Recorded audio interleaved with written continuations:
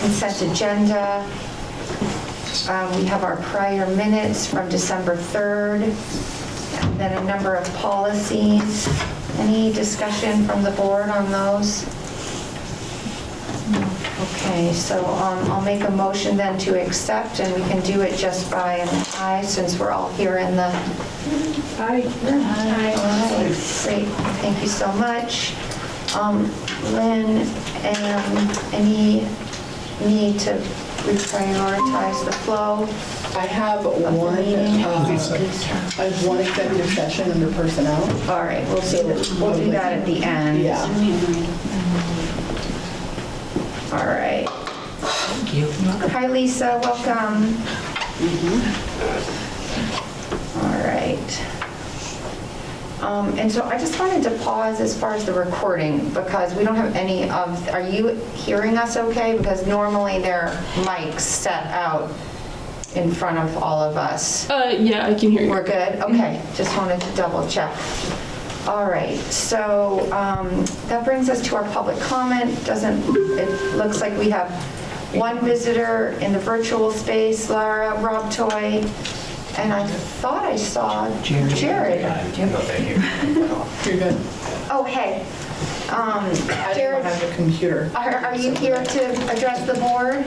No, thank you. Okay, thank you. Lara, are you here to address the board in public comment?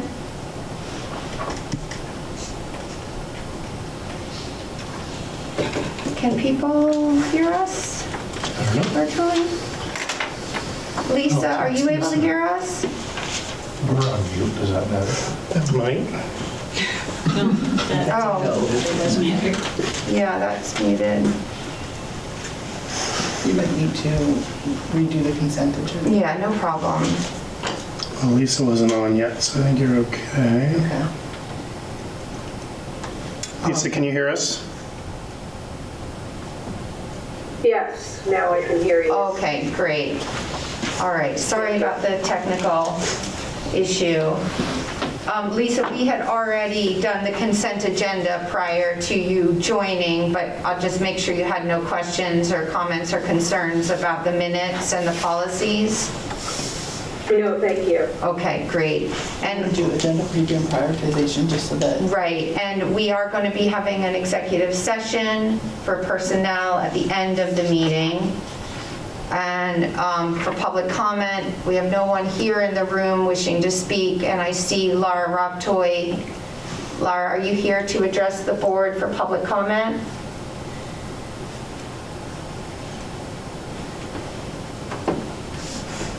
You are muted.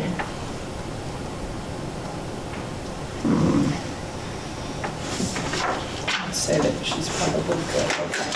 Well, we'll move on for now then.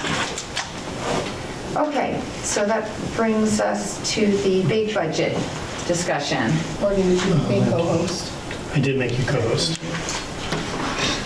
Okay, so a few things before we jump into the budget that I wanted to talk about.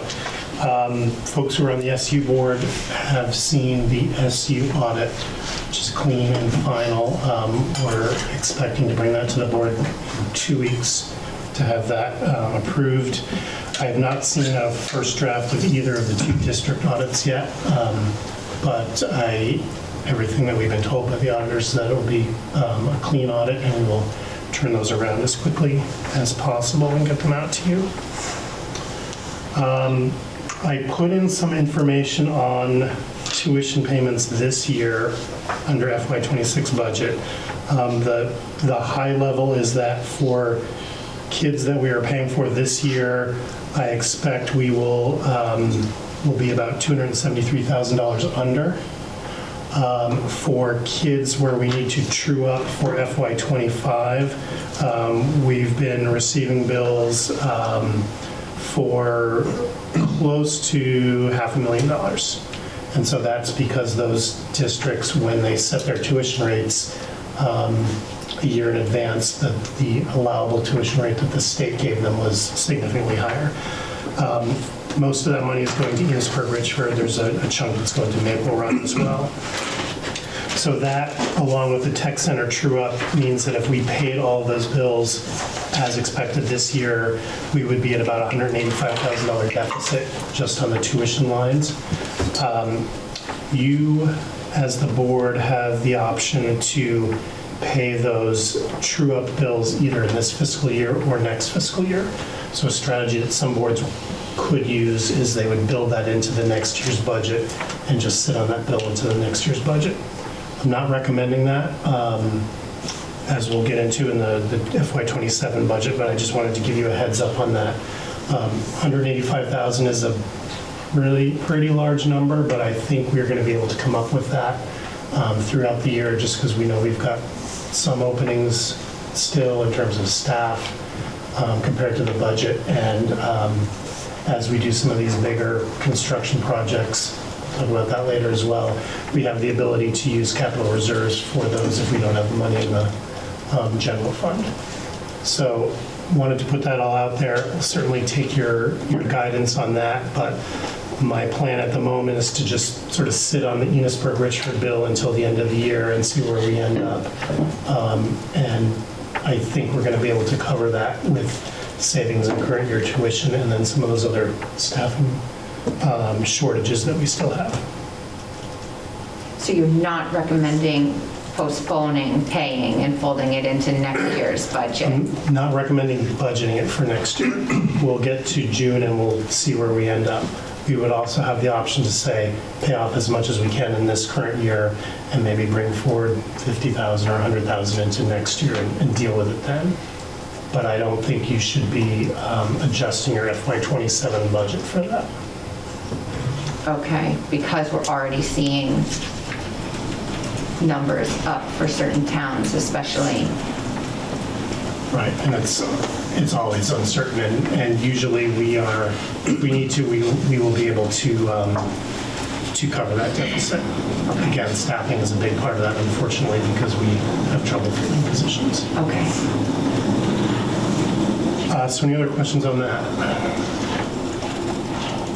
Okay. No update on the Berkshire water system or on the PCBs. Wanted to bring back information on the Sheldon boiler replacement. We went out a second time looking for bids for that. We actually were able to get bids this time. We received 2 that were timely. Vern reached out to them today, make sure that they understood the project completely. And he's got a recommendation, which I'm bringing to you, and that would be to go with the low bidder, which is Michelle Mechanical. And there would be 2 motions if you're so inclined to support that. The first one would be to give authority to negotiate a contract with them. And then the second one would authorize us to use capital reserve funds if needed to pay for that. And again, with all these projects, we try to fit them in the general fund as much as possible. And then if we can't, we'll use those capital reserve funds. The low bid was for $205,372. And your capital reserve fund right now is just over $580,000 for the district-wide fund. So we can cover that without having to add to the budget that we're working on. Right, and it's likely a project that's going to span 2 fiscal years as well. So we'll get started in June, by June, and then we may use some of this year's general fund for that, and then going into next year, we can decide then whether we need to tap that capital reserve fund or not. And are there any potential grants, the way that Vern secured grants for the Richford boiler project? There are not going to be any to that scale. We will go to Efficiency Vermont and see if we can get some money from them. But the grants that we got for Berkshire and then for Richford on the other side were really tied to converting to wood chip and wood pellet boilers. In Sheldon, it doesn't really make sense because the Vermont gas line runs right by the school. Gotcha. And it's really just that they are ancient and decrepit and no longer functioning the way they ought to. We spent a lot of time there this week, keeping them going with this Troubleshooting one. them. Yeah. Okay. So- So Morgan, just to clarify, you need a motion So to the- negotiate with Michelle Yeah, the first would be a Mechanical. motion to authorize me to negotiate a contract with Michelle Mechanical for the Sheldon Elementary boiler project. Okay. Any discussion about the boiler project and the money and? I don't know anything about Michelle Mechanical, so I'm just curious. I mean, Google review? Like, are they reputable? Vern did some of that background work today. They're, Okay. I think, a relatively small outfit, which is why you haven't heard from them. The other outfit that did was Cooper Mechanical.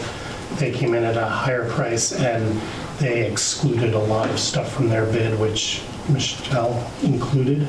So, It was a local Vermont yeah. business? Yeah. Great, well, that's good. I like that. Okay, well, I trust that Vern did his due diligence as far as the company goes. All right, any other discussion around that first motion? So I'll make the motion to authorize Morgan to negotiate with Michelle Mechanical. We'll do that by roll. Lisa? Aye. Sarah? Sam, I'm so sorry, apologize. Michelle? Audrey? Aye. Arlene? Thank you, Sam, and apologies again. I'll get there. Okay, Morgan. And then the second motion would be to authorize use of the capital reserve fund if needed for the Sheldon Elementary boiler project. And you said if needed, Yeah. because we may have enough. Yeah. Okay. So I'll make the motion then to potentially use the capital reserve fund if needed in the amount. Do you want that dollar amount? No. No. Okay. For the boiler project. We'll do that by roll. Lisa? Aye. Sam? Aye. Michelle? Aye. Audrey? Aye. Arlene? Mary is an aye. Okay. Okay, and on to the budget. I'll take a moment since I'm driving. And would the bulk of that work take place this coming summer when students are out of the building? Because I imagine it's a big Yeah, project. it will be a summer project. Yeah. Yeah, we'll try to get started in June so that we can put some of it in the current year general fund if there's Nice. room. Before July 1? Yeah. Gotcha. Okay.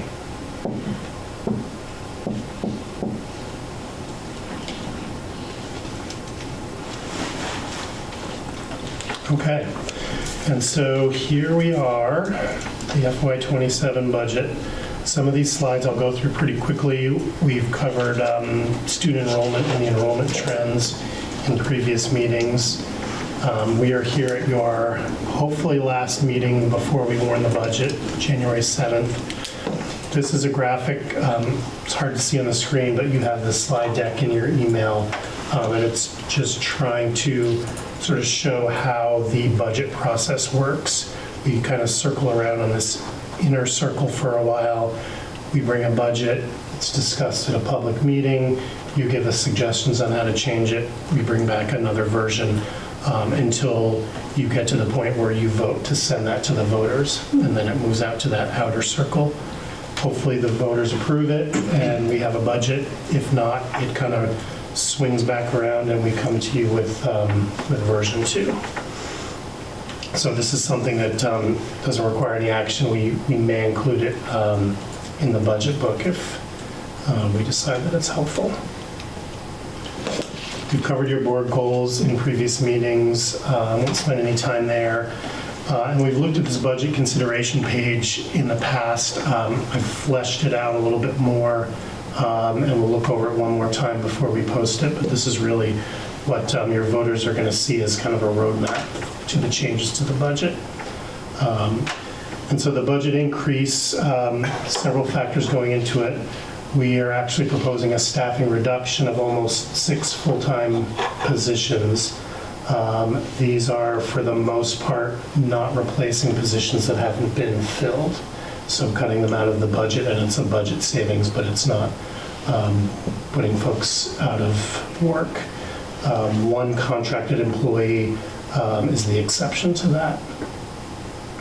The big increase for you all, as it is most years, is an increase in tuition. So it's about $250,000 over last year, primarily due to a large 8th grade class, replacing a small graduating senior class.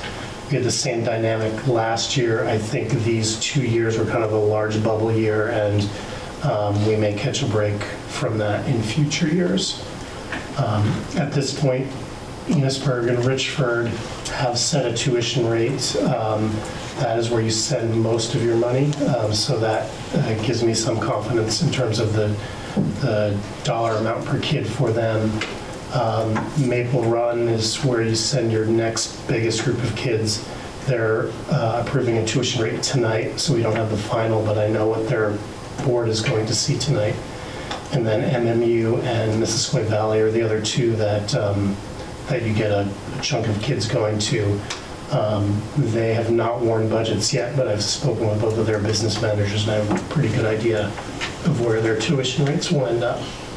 So this is obviously a big concern every year, primarily because we don't know what kids are going to move in or move out, or which schools they're going to pick, or where they might have a biological parent that has never kind of been in the picture that gets you out of a tuition bill. But in terms of the rates, I feel pretty confident at where we are tonight. There's a small reduction in the SU assessment. The SU assessment overall is down, but the growth that you're seeing in your students is not matched on the Enosburg-Richford side, so you're getting a little bit bigger a share of the SU assessment because you have more kids than you've had in the past. So like many of the things, more kids is a good thing, but it does have a negative impact on the budget, at least in terms of the assessment. The Montgomery bond was paid off this year, so that this is the first year that that's come out of the budget.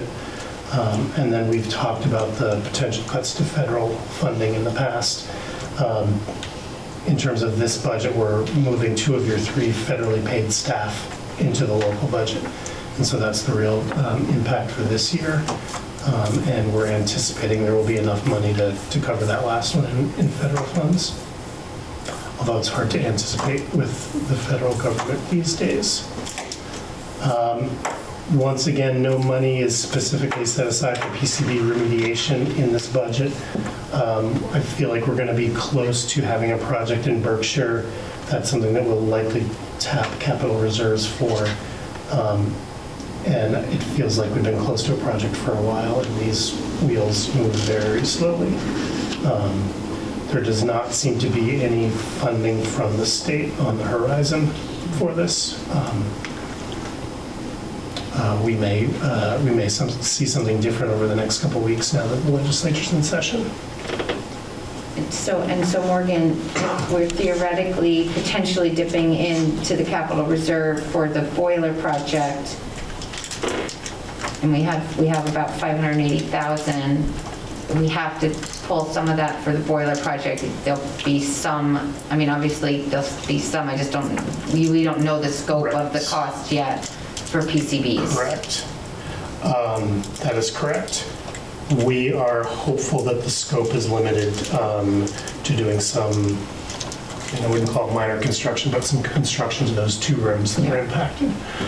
If that holds up and they approve the plan that we think we're going to put forward, I feel like we'll be able to cover that with the remaining capital reserve. And I don't even know if we'll be able to start that in 27. Right, so if we couldn't cover it, then we would then just be kind of forced to roll it into the budget for the following year if the state just doesn't pony up any money for PCB remediation. Correct. Okay. Or delay the work, which I know Gavin doesn't want to hear because we're also paying for this trailer because we can't. Right, we would have to continue renting or leasing the trailers. Morgan, you don't have health insurance increases on this. I don't, and I can put it on, and the reason that I don't is We've got a 7.3% increase in the premium rates, but overall for you, the increase dollar to dollar in health insurance is not that big. And so I suspect that is a function of people changing their health plans. Not as many people coming on to your health insurance in December as we saw in the other district where that has been a factor. Or to the extent that we are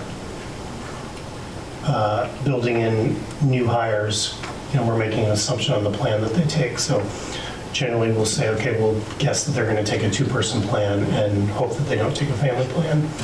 We also do tend to hire young people who are often still on their parents' insurance, so we don't always see that hit on the health insurance until later years. Okay. So I can certainly call it out.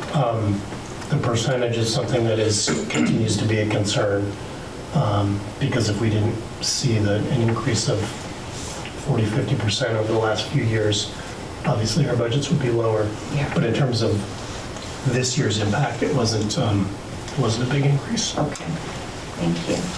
And similar with dental insurance, which is up 12%, but dental insurance is a pretty small part of your budget.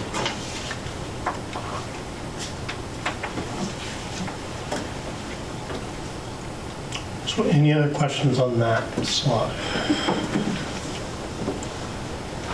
Anything else? Think of anything else that should be called out?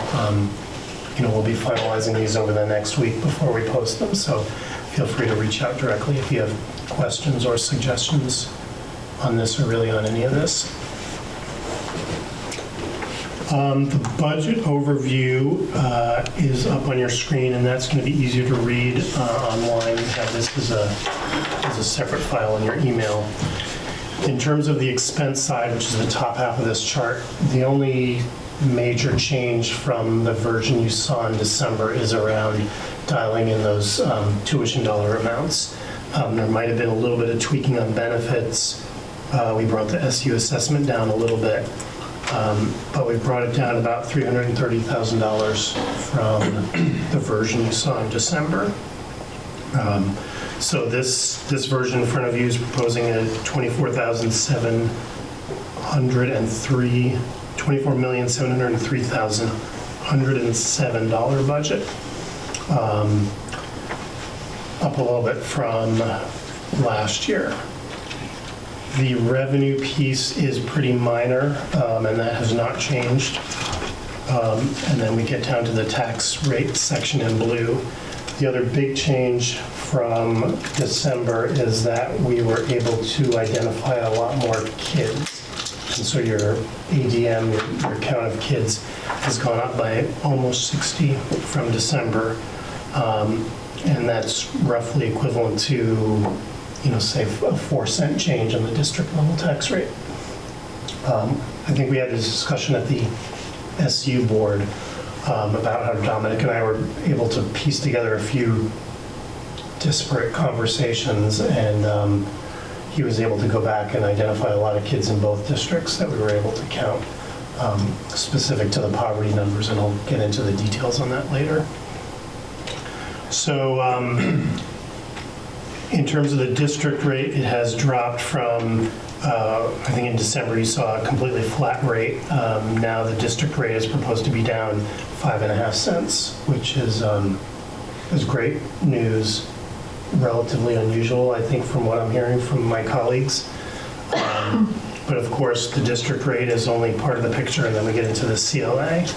Can I just stop you for a second? I'm just remembering this is Sam's first run through of the second, but can we just say each component, like formula? what's the CLA? Sure. And we will go over this again a little bit later, but I'll review it. It's really hard I just want to acknowledge that it is very hard to understand, so ask questions if anything. If we're using acronyms, tell us to slow down, and that's what they are. So to get to the tax rate that you're going to see on your tax bill, we start with what's called education spending, which is the amount that the voters tell you you're allowed to spend, minus any revenue that we think is going to come in, and minus any use of fund balance that we have left over from the prior year. And that's basically the dollar amount that when that budget is passed, I reach out to the state and I say, please send me $24 million for NMV. That number is divided by the count of kids, and we'll go into what makes up that count of kids. We have roughly 1,000 in our district. We actually get to count 2,000 because different kids are weighted differently.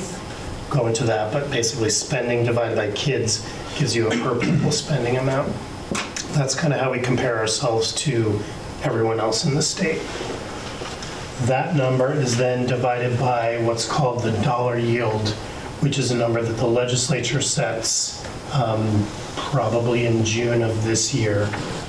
We have an estimate that the state is required to give us in December, and that's the kind of the number that everybody uses. And the dollar yield is just a number that they make up to ensure that they're raising enough money for all of those budgets that passed. And that's one of the reasons we don't get a final number until June, is because they have to wait for everybody to actually warn a budget and pass it before they know what the yield is. That gives us a district level tax rate. So in the version in front of you, the district level tax rate is just under $1.31 compared to $1.36 last year. So that rate has gone down. Then we take that rate and we apply a different number for each of our 4 towns called the common level of appraisal. And what that is a calculation that the state makes by looking at each town's grand list. And what they're trying to do is they're trying to make sure that a town that's on the grand list in Bakersfield for $150,000, but it maybe has a fair market value of $200,000, is taxed at the same rate as a house in, say, Berkshire that's assessed at $100,000 but has a fair market value of $200,000. So they're trying to take those grand lists that your town clerks maintain and bring it up to a fair market value. And I'll explain it again a little bit later, and that's the hardest part of the formula to understand. But basically, it's trying to get some equity across all 4 towns, knowing that those 4 towns have different grand lists. That tends to be one of the big movers from year to year. What we're seeing this year is the biggest increases in Montgomery, and that's because property values are increasing the fastest there. Sheldon is actually going to see, with this budget, see a decrease in their tax rate, and that's because in Sheldon those property values are moving much slower compared to last year. And it seems like every year they're kind of different so-called winners and losers. The problem is that for the 4 of us who are paying taxes in Montgomery, we're sort of losing with the tax rate going up, but we're winning because our property is now worth a lot more. That's driven by a lot of factors. I suspect what we're seeing is a lot of folks buying houses for Airbnbs and coming from places that have generally higher market values, and so it looks like we've got a bargain and they're just writing the check. And it's aggravated by the fact that it's been more than 10 years since Montgomery did a reappraisal, like a town-wide reappraisal, partly because there aren't that many people with the skill set to do whole town reappraisals across the state. So it's just, we're behind in Montgomery. I'm assuming Sheldon's done theirs more recently, judging from the CLA. I think they have done it more recently. We are probably one of the last. And so what happens in a reappraisal year is my house might be assessed at, say, $150,000, and we've got a really low CLA because the state knows that my property is worth $300,000. Reappraisal comes through, the reappraisal says, okay, now we're going to put your house at $350,000. My tax rate's going to go way down, but I'm still going to be paying the same amount of money in theory. It's just lower tax rate on a higher property bill. Bakersfield is going through a reappraisal right now. I think the new values are going to be in place for this tax year. They're not going to be in place in time for them to be useful to us in these conversations. But if that process is done in time, the numbers that we have here the rates will drop dramatically for Bakersfield, but your property values are going to go up dramatically on your tax bill.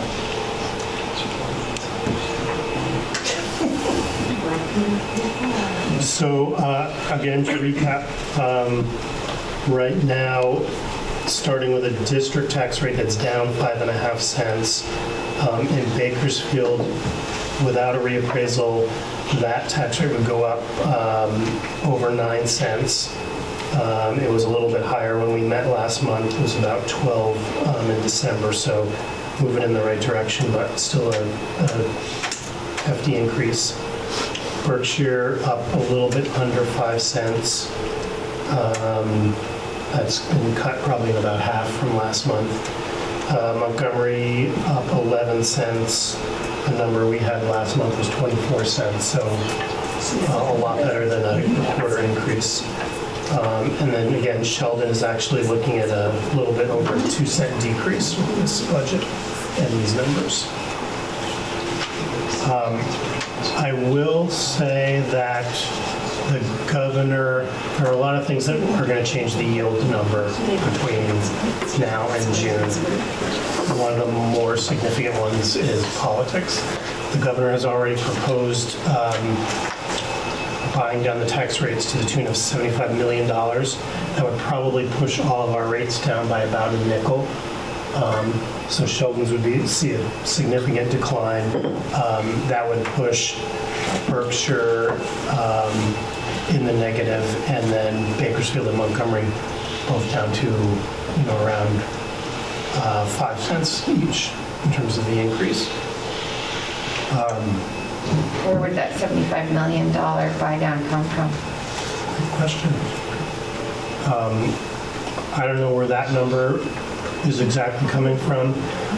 We have managed to find money every year, basically from the general fund, to buy down that tax rate. The 75 million, where that's come from, the governor said it. Like he's right, but I don't know which pocket that's coming from. Because they did this last year as well. Yes. And it's a joint effort between the legislature and the governor, and so it's not that one person is doing it without the other.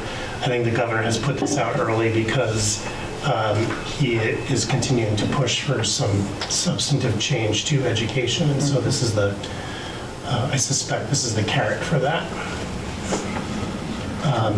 So certainly things that we can have conversations with, nothing that we can model or really tell people in Montgomery, don't worry, it's not going to be 11 cents, it's going to be 6. But that is, that's where I would put my money. When will that be confirmed from the legislature, the governor?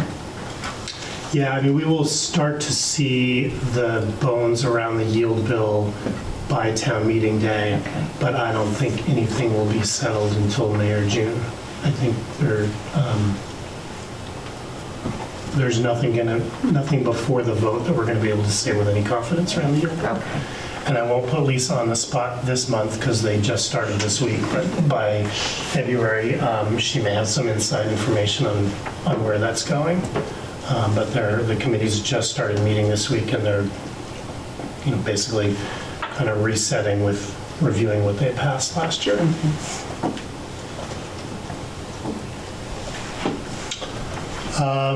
We just touched on this tax rate calculation, and a lot of these documents are up on our website now as we build the budget book for folks to see. Again, at a very high level, the amount of spending, which is approved by the voters, divided by the number of students, gets you education spending per pupil. We divide that by the yield, which is set by the legislature to get the homestead district tax rate, and then we divide that by the CLA to get your local tax rates. We saw some initial numbers here, and so I won't spend a lot of time on this, but this is where we get the count of kids. So again, we are starting with a 2-year average kid count of 1,139, roughly. And when we get to the tax rate calculation, we're allowed to count over 2,100. And that primary driver is students in poverty. We're seeing a big bump up for that because we know, and the state has determined that kids who are living in poverty cost more to educate than kids who are not. The other categories that help us out, everybody in the state is getting a bump up for high school kids. The theory being they cost more to educate than elementary school kids. That may be going away in future versions of Act 73. We are also getting a sparsity weight, recognizing that because we live in a community that's not densely populated, there are certain costs that are higher. Transporting kids, to some extent, the number of schools you have. That's new, that sparsity weight? Is what? Is that sparsity weight new? That verbiage is new? It is new to me. as of 3 years ago. Okay. And that will be kept, currently that will be kept in some fashion in Act 73. Yeah, gotcha, okay. But the numbers are changing. And we also get a small amount for small schools, small amount for English language learners, and some for our middle school kids. And the small schools grants no longer exist, or they are still a They thing? sort of exist in limbo. So the way the law currently reads is you get either the small schools grant or the small schools weight, but not both. Okay. And so we benefit from getting the weights instead of the grants, Okay. which we've carried forward from Bakersfield and Montgomery from their town district days, but they're relatively small, and so we're benefiting more from county kids. Because it directly impacts the ADM? Yeah. Okay. We've covered this quite a bit, spending per pupil. NMV, your district, I don't know if you can see that, is sitting right here, the blue line, about 11 from the bottom. If this budget is passed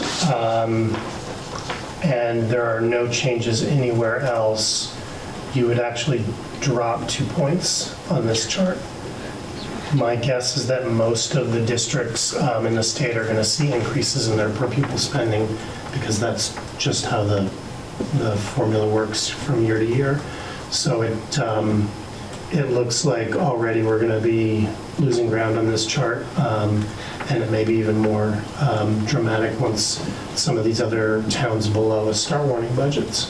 So you drop a minimum based on what current per pupil spending is. Yep. But could be more. Could be more. Right. I mean, it could be less if there are towns above us that dramatically cut their spending, but we are seeing more kids.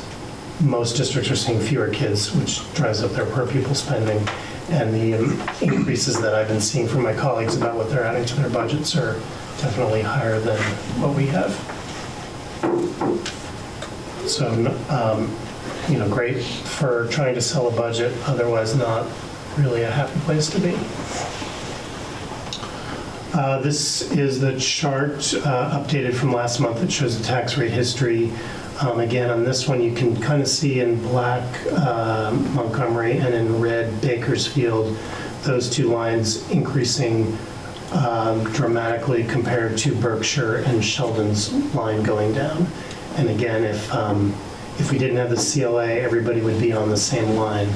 But you're seeing here the impacts of the CLA. If Bakersfield does go through their reappraisal before these rates are set, that rate is going to tank, and we're probably going to have to stretch the chart down to $1.10 or to capture them.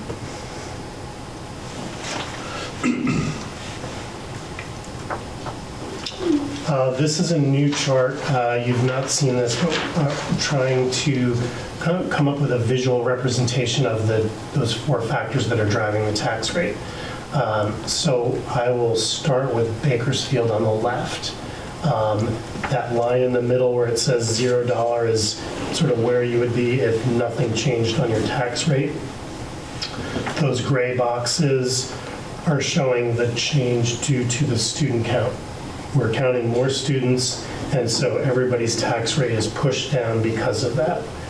Similarly, the yield in red, the yield number proposed by the tax commissioner is better than the year prior, and so that number is pushing down everyone's tax rate.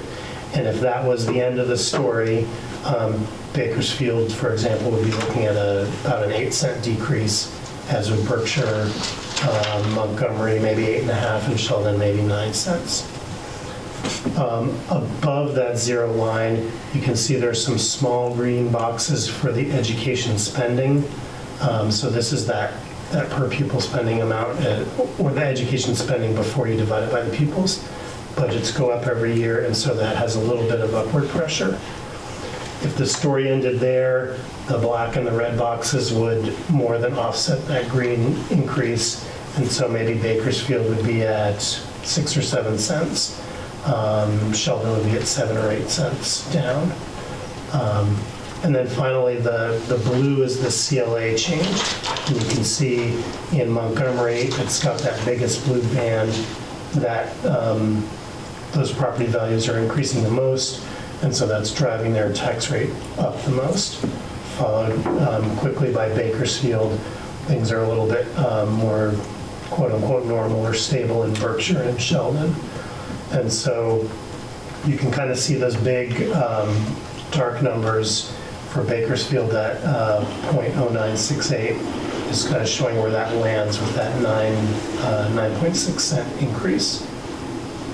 Again, if the legislature changes the yield number either through the buy down from the governor or finding money from somewhere else, or some of those other things that fund education come in stronger, those red boxes are going to get bigger below the line, and those increases are going to be smaller, and each of those black numbers will move down.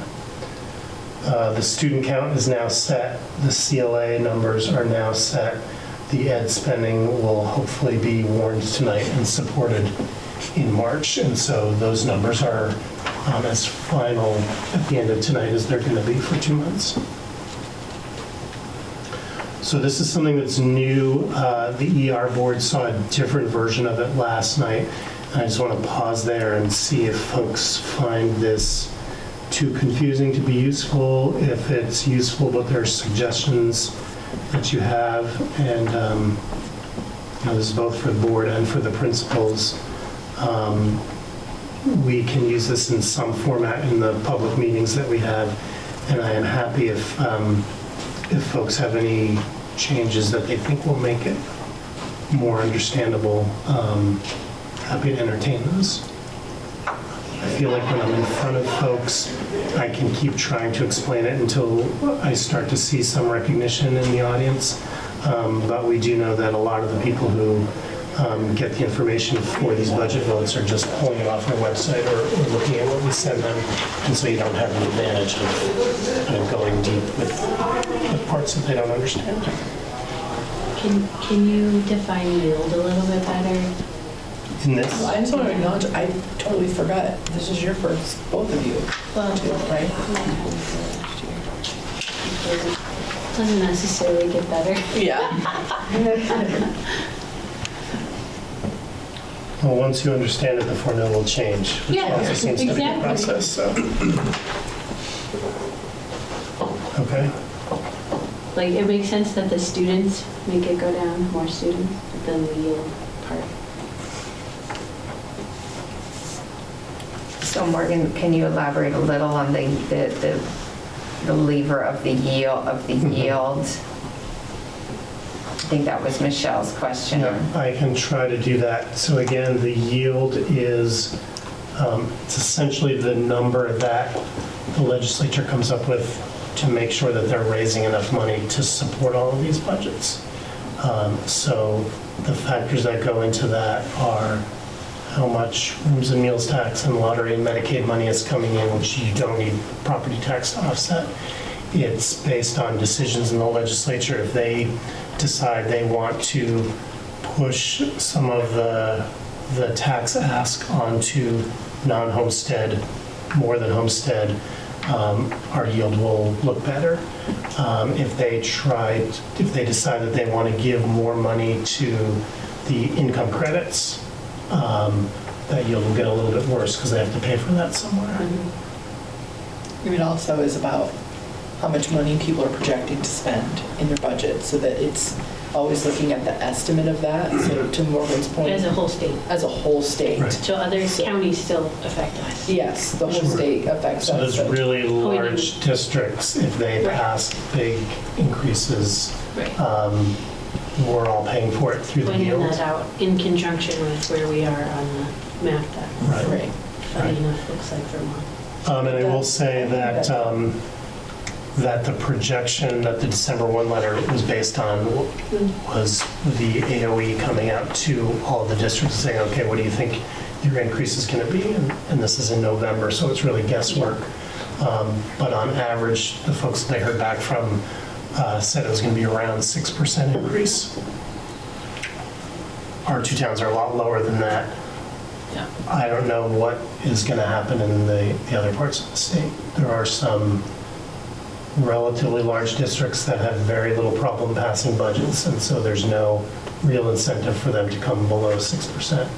But if for whatever reason they decide that they need to prepare for what's coming in Act 73, or, the community pressure has changed in some way, if those districts with 4,000 kids come in a lot lower, that's going to help us. There are also some bonds too, so those impact the payments for some of those bonds that have been approved in the last couple of years too. So we still will see fluctuation on this. It just, this is our best guess now, but it does matter.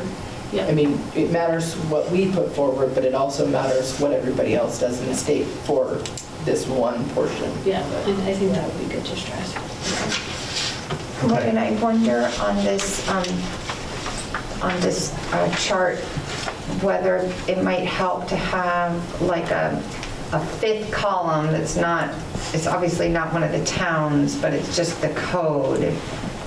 So, I mean, the colors, if you're reading the text, then you understand what the colors are, but if potentially a fifth column with the colors and which one, that the gray is students and the green is ed spending and the red is yield, that just kind of aligns, so you're like not having to read yes, you should read the text, but it might be visually helpful. So do it on the side rather than on the bottom. Kind of in line with it, so it's kind of like all along. This is yield. This is Right, yield. maybe, just a thought. Okay. So there were discussions last night, people trying to make sense of it because it's complicated to try to understand. And one of the things that it just dawned on me as I was looking at this tonight, what they might have been confused by last night, is will people assume where the end point of the blue is, that's the tax rate change? Because we've got the y-axis labeled tax rate change, and it looks like Bakersfield is ending up around 15. Do you know what I mean? Yep. And I can make these numbers here call out more. This is where the number is actually going to end. Like that's And your that's tax in the rate right change. place. That's Right. the tax rate change. But I just wonder if that's what was confusing people last night, was because that looks like, down 10 cents, 0, up 10, up 20 cents on that y-axis. Axis. So I wonder if maybe we don't label it tax rate change.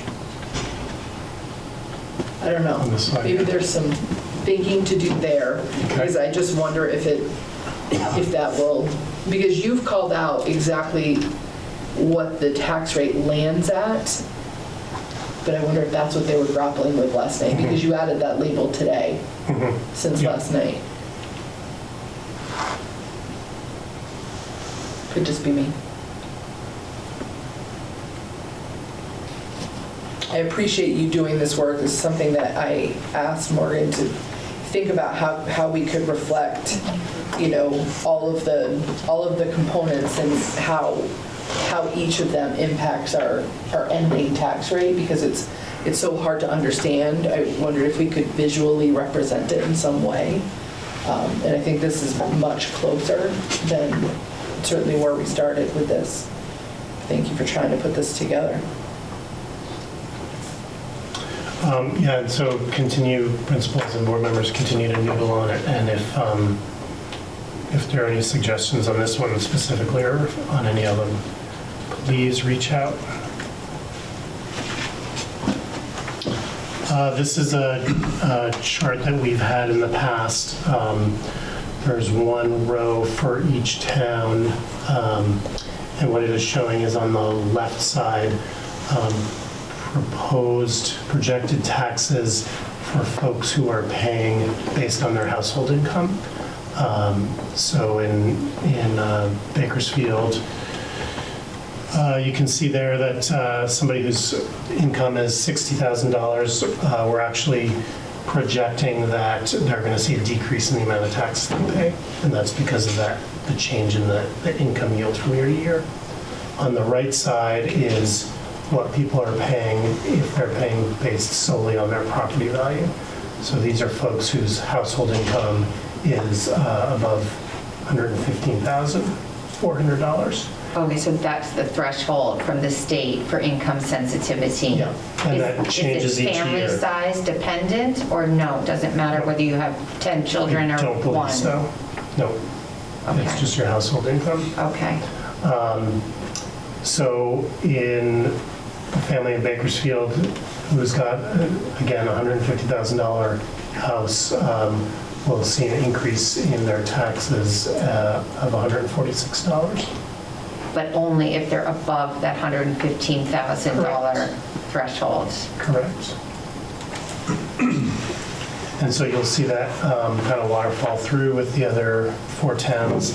And I think this is relatively useful for folks because they can really tie it to their own situation. And then we will put up a link to the tax department's tax credit calculator. I've got a copy of it, but it's not publicly available anywhere on their website yet. So the link here is for the one from last year. But we will get that up there. And what that will allow is somebody to go in and say, my income is exactly this, and my assessed value is exactly this, and figure out what their tax credit would be. And when you say property value, that's based on the CLA? That's or whatever is not written on whatever is written on the grant list? Yep, exactly. Yep, and the math will figure out the CLA piece of it, but when we talk about property value, it's the assessed value. And do you know, Morgan, if the state of Vermont factors income as AGI or total income It is a separate form that you fill out, with your homestead? and I don't think it tracks exactly to Right, I don't think federal it AGI. does to the AGI. Right. Okay.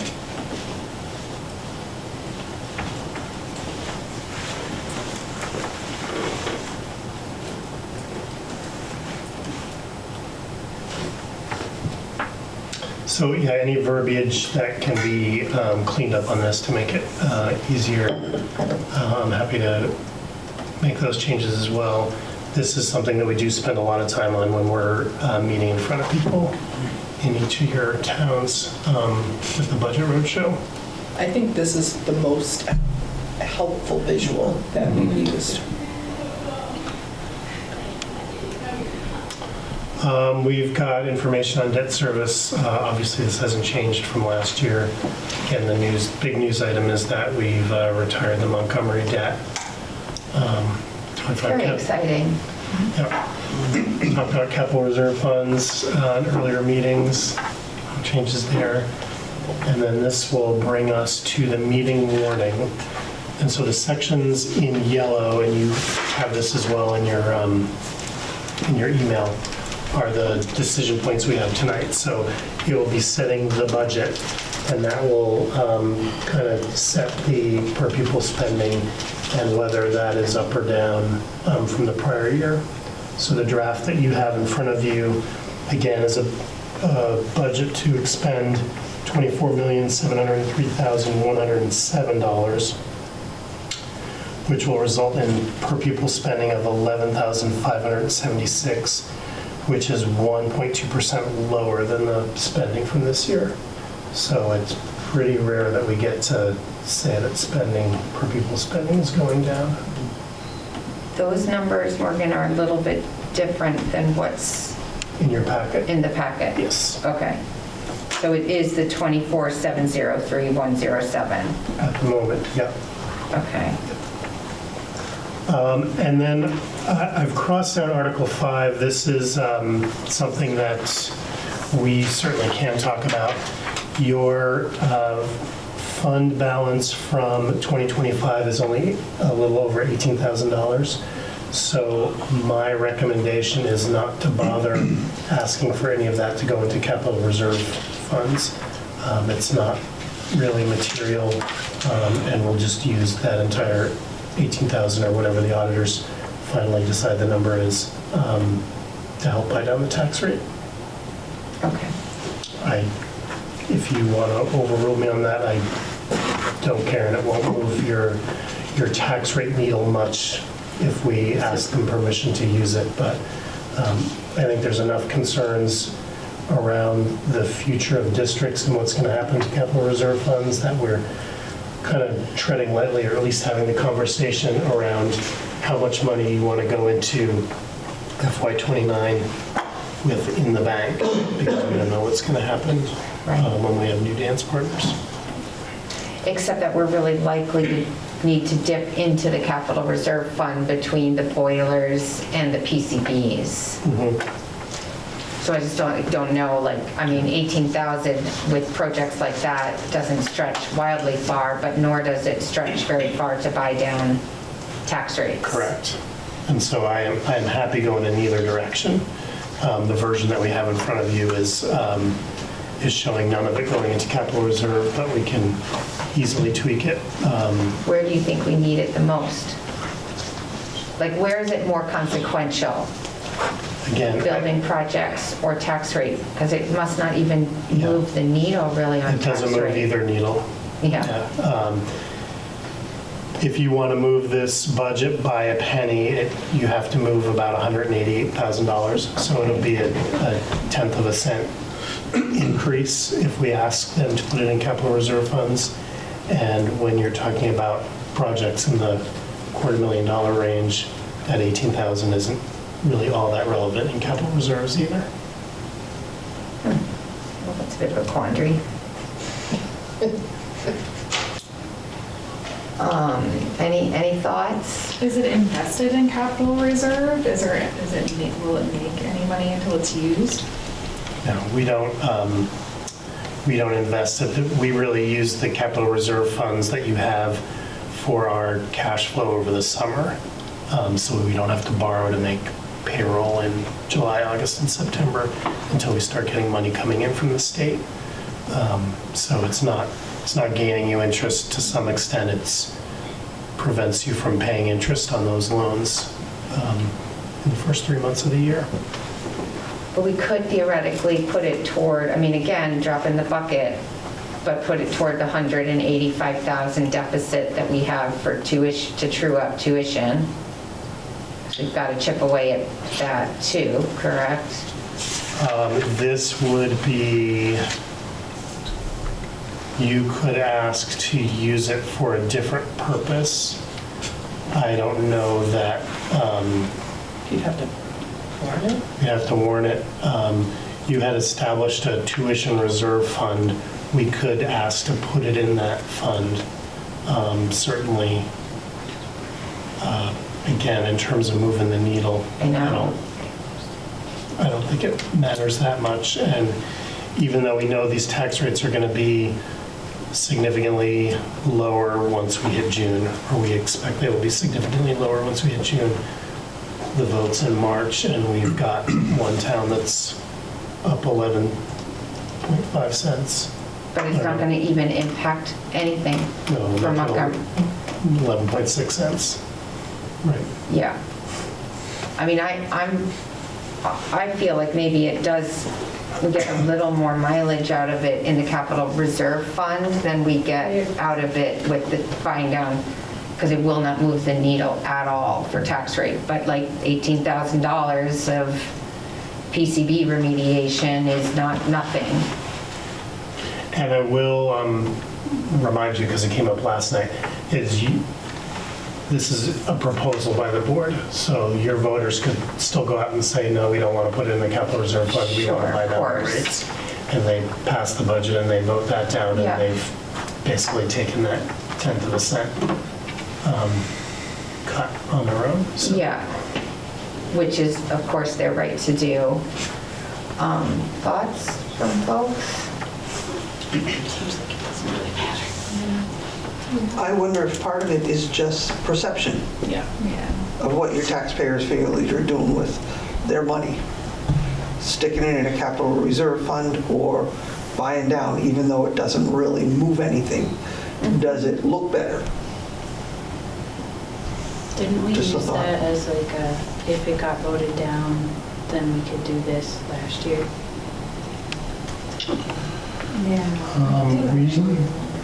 We had a pretty tiny amount last year as well. So I think it's been a couple of years since we've really had Yeah, a discussion that was. substantial chunk that we would, and then in those times we split it. We've had a few of In the those past, years where we yeah. put half toward buying down and half to build up the capital reserve fund. I mean, I understand the argument about kind of not wanting to potentially lose capital reserves in future consolidation. But I feel like it would be long since spent before that comes to fruition. Maybe. And you could certainly put in the same motion asking for authority to put half of it into capital reserves, but now we're talking about $9,000. capital reserves, which is almost nothing, and $9,000 Yeah. buying the tax rate, which is almost inconsequential. I'm fine either way. I see what Arlene is saying as far as the optics. I mean, I don't want to suggest that I don't care about the, taxpayers and these rates, but it's not going to move the needle at all. And I feel like $18,000 of potential PCB remediation saves us having, a little bit on next year's budget when we actually have to roll in PCB remediation into the budget. And that's going to be a hit, undoubtedly.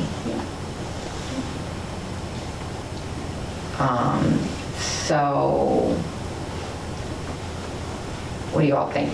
I'm leaning toward capital reserve I'm good either. with all these I big really don't think it's a projects. big issue either direction. Okay, It's fine with me. all right. So then, do you need a motion on that, or not till we do the final warning? But, so we're gonna ask for permission to put all of it or half of it into capital reserves. I think we should just do all of yes. it, all 18,000 of it. What is the total number? 18,000 what? It is 18,181. I mean, I'd say either that or into the tuition fund that we talked about, wherever you think it might have the most kind of I think leverage. capital reserve fund, I think it's good practice to keep that article on the warning. We know that Vermont does not fund maintenance of its buildings at the statewide level, and so I think that it's a better message that Yeah. we're at least doing that. I have nothing really to base this on, but I feel like if the state, through this merger process, starts looking at capital reserve funds, we're going to be able to make the argument that the voters put this money in to serve these 4 specific buildings, whereas the tuition reserve fund feels a little looser. Gotcha. Yeah, that makes sense. Okay. Okay. So on this warning, also just call out, there are 3 seats on the board that are up. Bakersfield, Berkshire, and Sheldon. And the people who are up are Arlene, Samantha, and Miranda. The petitions to run for those seats for you two and for anybody who's listening online is January 26th. They either need to go to Emily Fecto, who's your district clerk and is the Berkshire town clerk, or they can go to me by that date, and I also collect them for Emily. People can reach out to me either through directly or through Mary or through Courtney in order to get the paperwork to make a bid for those seats. And the bar is pretty low. You need to get 30 signatures from registered voters in any of the 4 towns. And it's always good to pad it out a little, maybe get 35 or so in case a few people feel incorrect in thinking they're registered voters and they're actually not. Absolutely. Window, it said the end of January. Until they're due January 26th? Yep. January 26th.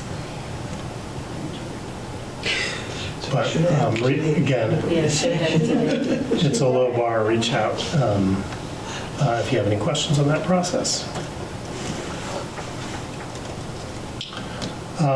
We will update this on the spending per pupil side with your action on the capital reserve, but if you look for 2027, which is that top line, proposing with this budget a 1.7% increase, which is the smallest increase that we've ever proposed since unification. So, in a normal year, this would be a great budget to be going out and trying to sell. The CLA and the governor are both hurting us on that, and so we will just have to, highlight the frugalness of the increase here, certainly compared with what we're hearing across the state.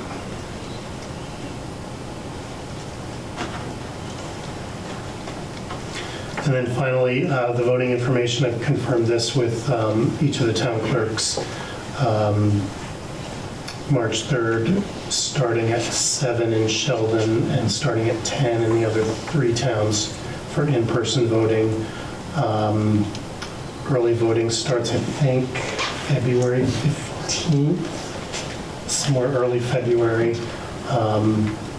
once those ballots are available.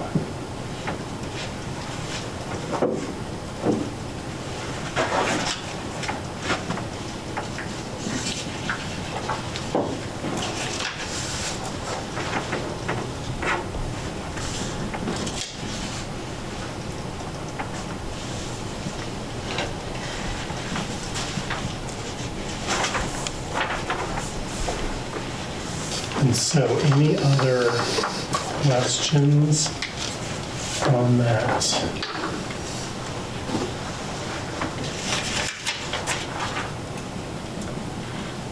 No, thank you, Morgan. I know what a heavy lift that is. Appreciate it. And so there are going to be 4 motions, if you are ready, to warn this budget. And I can lead you through all 4. Yep. So the first one is to warn an FY27 Northern Mountain Valley Unified Union School District budget of $24,703,107.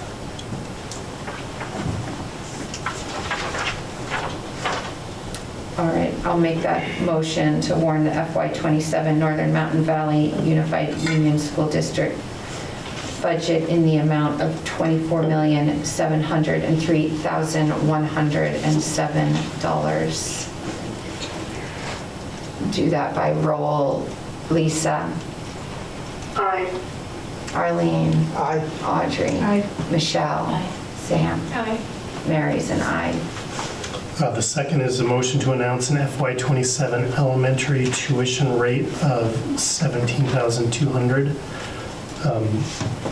We never use this. There are no towns close enough to you to tuition kids. But in theory, that I suppose could happen. So we set the tuition rates and we have them on the books. Morgan, can you clarify that one? So obviously, this isn't reflective of our per pupil spending rate. Right, and so there's a process that the AOE goes through to look at your expenses and the number of actual kids that you have in your building or what you project to have in your building. And then they true that up every year. And so what we do, and it's more relevant for the receiving high schools, but what we do is we take that, try to follow the same formula that the state follows, plug in the budget you just approved, and the number of kids we think are going to show up and come up with that number. You said 17,200. 17,200. For the elementary tuition rate. Okay, so we'll make the motion then for the FY27 elementary tuition rate of 17,200. Lisa? Aye. Arlene? Aye. Audrey? Aye. Michelle? Sam? Mary is an aye. And then similarly, a motion to announce an FY27 secondary tuition rate of $17,200. And this would be if somebody sent a 7th or 8th grader to you. Oh, gotcha. Okay. I'll make that motion for the FY27 secondary tuition rate of 17,200. Lisa? Aye. Arlene? Aye.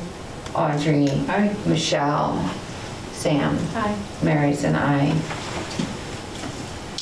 And then finally, a motion to approve and direct the chair to sign the Northern Mountain Valley Unified Union School District 2026 annual meeting warning. All right, I'll make that motion. Lisa? Aye. Arlene? Aye. Audrey? Aye. Michelle? Aye. Sam? Aye. Mary's an aye.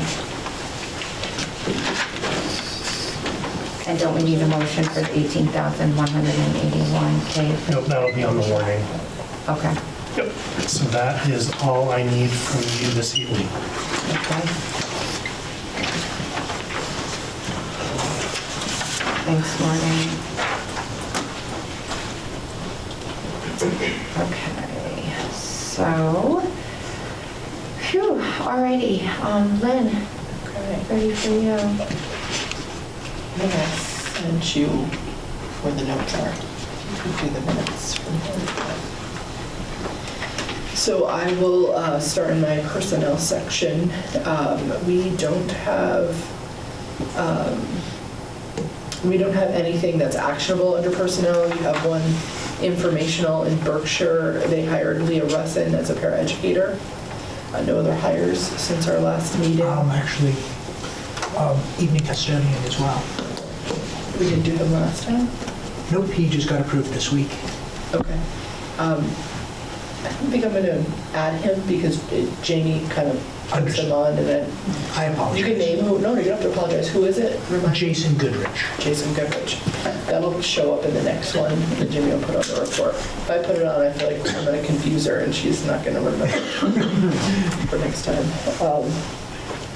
So open positions, we have still the half-time health teacher position, no longer have an evening custodian position. Or is that a separate one? Say that again? You have something listed as an evening custodian long-term. No, that was filled. the position. All right, so we're looking for a behavior technician, paraeducator. It's an SU-funded position for Montgomery. In Sheldon, we're still looking for a middle school math interventionist, which is a grant-funded position. I have one unpaid leave request for you, and that is for Lindsay Canfield, who is a teacher at Sheldon, and she is coming back after having a baby, and her baby arrived a little early, and so the daycare isn't going to be ready in time for the baby because of the under 2 piece. So she's going to be about 8 days short of leave, She won't be able to start her baby back, I think, until the middle of March. So she's requesting that the board approve 8 unpaid days for her. So I ask the board to make a motion if you're so inclined. Yes, of course, we'll make that motion. By roll, Lisa. Aye. Audrey. Aye. Michelle. Aye. Sam. Aye. Mary's an aye. Do we have? I'm sure she's an aye. Yeah, I'm sure she is. I'm just making sure number-wise that we're a quorum You still have 5. so that the vote passes. Okay. Yeah. I have one other personnel, and we'll do that under executive at the end, if that works. Yes, absolutely. Did you? I just had a quick question about that one.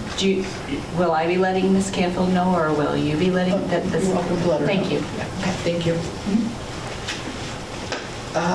So this time of year, go to the next slide, Morgan. We have some budget uncertainties. We don't have an approved budget yet, and our district relies heavily on federal funding. So because we serve a population of students that is high poverty, we get a lot of federal funding for our programs. So with that uncertainty, we have to be really thoughtful about our staffing plan for the following year. So every year at this time, I come to the board and say, do you want me to send a notice to the union letting them know that we may have to contemplate a reduction in force? We have almost never had to do a reduction in force, but if we don't let them know at this point in the year that it's a possibility, then we won't be able to do a reduction in force. So I think given the uncertainty, my recommendation to the board is that you direct me to notify the union that there is a contemplation of a reduction in force going forward for this year. Any questions or discussion about that? Okay, I will make a motion for Lynn to let the union know the contemplation of reduction in force. Lisa? Aye. Arlene? Aye. Audrey? Aye. Michelle? Sam? And Mary's an aye. Okay, principals are up on this next one, Mark. So we're talking about. I am, but wait ahead of you, I was already on All right, it. perfect. All right, whoever wants to. I know go first. mine. Okay. We think we figured it out. Mine's the second from the right. The second from the right. It's our kids going out for the Leaps cross-country skiing. They're heading out to Purrier's Field. I would say Sheldon is our first JP Winter Rec Day on the far right. And the only reason I can do that is because I don't know the kids in the other pictures, but you can't see their faces in my picture. So that's the say process of elimination. Mine is the third one. It is the Happy Kids making gingerbread houses. And I am a little angry because I am just learning about this today, and I was not invited to eat these houses. I'm sure you're going to be honest. It's true, they probably were a little stale.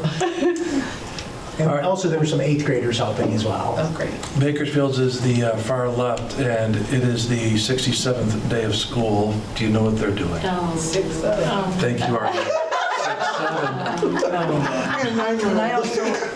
Can I also point out in the one with the snow there with in the parking lot, can you see the disc golf basket? Yeah. Those were donated by our PTO, so we have disc golf as part of our That's so cool. Leaps program and or PE class. So That just brought me back to the mid-90s, Sandy, when I was a kindergarten teacher in Montgomery. I would get tagged to go out on Fridays with the older kids To snowshoe. cross-country ski or snowshoe Yep. out there. Brought me way back. There's another basket back there by the kid with the orange hat. Okay, so let's talk about the Montgomery principal search process. So the committee has met 2 times. We have reviewed candidates and they met last night, determined who they're going to interview. So the committee meets again on Monday and they will do the committee interviews on Monday. So our intention is to move the process forward. I think we told you this from the beginning. We wanted to move pretty quickly because it is a tight market for leaders in the state. So on January 21st, we will hold a student forum at 2-ish, these are approximate times, a staff forum right after school, and then a community forum. Those are generally at 4, and then board interviews. We'll have them that evening. That's a special meeting for the board, so we will need a quorum for January 21st. I think we went over this at the last meeting, and tell me if I'm wrong, but I think we already established that there were enough of you for us to move forward on the 21st. Is that correct? I don't remember. I believe so. I thought in Bakersfield. In this room, you're good. I'm good. 21st? Yeah. You can't do the 21st? Michelle, can you? Yes. Can you do it? Okay. So Lynn, is that all at school on the 21st? Yes. Do we not have a policy meeting that day then? I'm not sure yet. And there's a home basketball game, just so you know. That doesn't matter. Okay. I actually, I'm in basketball season right now. And so I'm like every single day of the week. I don't know, honestly. Okay. I have to look at that. And I just had one start today, so I have to look at his schedule. So I'm hearing 2 potentially. What day of the week is it? It's a Wednesday. Wednesday. You said yes, Arlene? Yes. And So Michelle, three you here. said yes. And I'm a yes. We need 5? Lisa, are you available on the 21st? You know, I can't remember what I told you all, and I don't have my calendar with me right now. Where is Okay. the meeting going to be? In It'll be in Montgomery. I'm going to have Oh, that's my other question, is could it be hybrid? Yes. Absolutely. Okay, I'll let you know tomorrow. I'm sorry, I've misplaced my calendar. It's probably in my committee room. No Do worries. you need a quorum for the interview? I think they do because they're going to take action directly at the end. Yeah. So I think we're good because I think we established the last time. We'll double check with Right, with Emily and Emily and Miranda Miranda. tomorrow. I think we should be okay. Yeah. Could you make a note, Morgan, for Courtney to just double check that piece? So any questions on the search process? It is confidential process. We've really hammered that home with this committee. We're not talking about candidates. We've asked them to keep that all locked down in terms of numbers and who and all of that out of respect for the candidates and for a fair process. So. Next up, we have a busy 2 months ahead of us. We will, my team will be out most nights in the next, 3-4 week period. So starting that last week in January, we will have budget informational nights. I know that's too small to read, but if you could be kind of thinking about your calendar, because I'm going to ask you to respond to Courtney about these dates. It's always helpful in our communities. Oh, thank you, Morgan. If board members can be present at this, you don't all have to be present at all of them, but even if you could make one of the information meetings, and if we have at least one board member at each meeting, I think it's good for the community to see that. So our first one, it will be in Montgomery on January 28th. They'll have an event, One School 3 book event. We'll have a meal at 5, and then we'll have a budget discussion at 6. And I do want to just say, this is something that we tried last year because we really struggled to get people to come out for informational meetings, and we committed the year before to say we will do this in every single, you do come, Jared, I will vouch for you. We said we wanted to do it in every single one of our schools, so we committed to that, and then we brainstormed with the principals, how can we get people to come out and encourage them to stay? So they did a really good job of, we have a meal and every one of these. Morgan and I are really hoping that you don't all choose pizza again, because that's a lot of nights and a lot of pizza. But if you choose pizza, we'll bring our dinner. So we have Montgomery on the 28th, we have Bakersfield on the 29th. Kevin did this last year, concert. We do allow people to leave after the concert. I was a little frightened when I walked into a very packed gymnasium, and his administrative assistant said, Kevin's just rolling right to you with budget right at the end of the concert before anybody leaves. And I went, what? No, that was not the intention. So a great crowd that stayed there as well. Informational meeting will follow. In February, we'll be in Berkshire at 5:30. I don't know if your event is defined yet, Gavin. I'm still working on it with the Okay, teachers no as to what worries. we want to showcase. So 6:30 will be our budget discussion there. We will be in Sheldon. Carrie, so are there two there? No, we just have the We one decided to do the one. for the So NMV side. we have to have one official meeting within 10 days of the budget vote. So that always unfortunately falls during the vacation week. So we have to have one meeting in NMV and one meeting in ER. So the official meeting this year is Sheldon's turn to have the official meeting. So we'll have some sort of event at 5 and a budget meeting at 6. And Mary, Jared, would like to ask a question. Oh, yeah, of course. I'm sorry to interrupt. No You mentioned Berkshire in February, but do you have a date, February? Yep, yes, it is February 3rd. February 3rd. Yes. So, any questions on that? We have 4 for the NMV side. I'll have Courtney reach out. If you could let her know which of the dates you could attend. And again, please don't try to come to all of them. That's a lot of nights. But if we could try to get coverage on each of those, unless people have their calendars and want to pick a night tonight, we could also do that. I'll be at the Montgomery one. Okay. I'm sorry to say, I'm going to be out of the country for the Montgomery and Bakersfield ones that entire week of the 26th. So but I can come, I'll be back on the 2nd of February, so I can come to Berkshire and I can come to Sheldon. I'm sorry I won't be able to Oh, be no there worries. for And we did those not- first two. We didn't consult with you on that because these dates were so tight. And I planned this trip and bought Right. tickets 6 months ago. No worries so. at all. Anybody else have? I'm sure my kids will be at the concert. I was so going I'll to be in say, yeah, Bakersfield. Bakersfield's an easy, yeah, we'll be at the concert.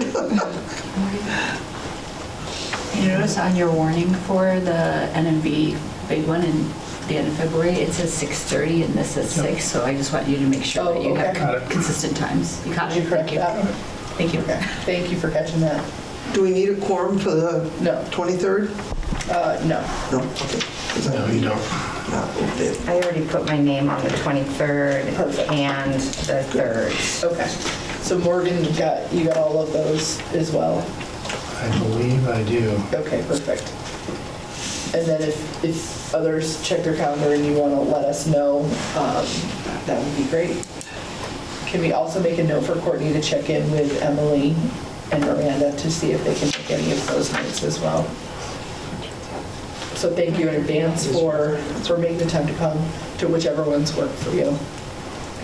So I think most of you came to at least one last year, if you were on the board last year. So we set it up last year. We did a presentation about the budget. A lot of the visuals that Morgan went over tonight were the ones that we embedded in the budget discussion, and then we saved time for questions and answers from the community.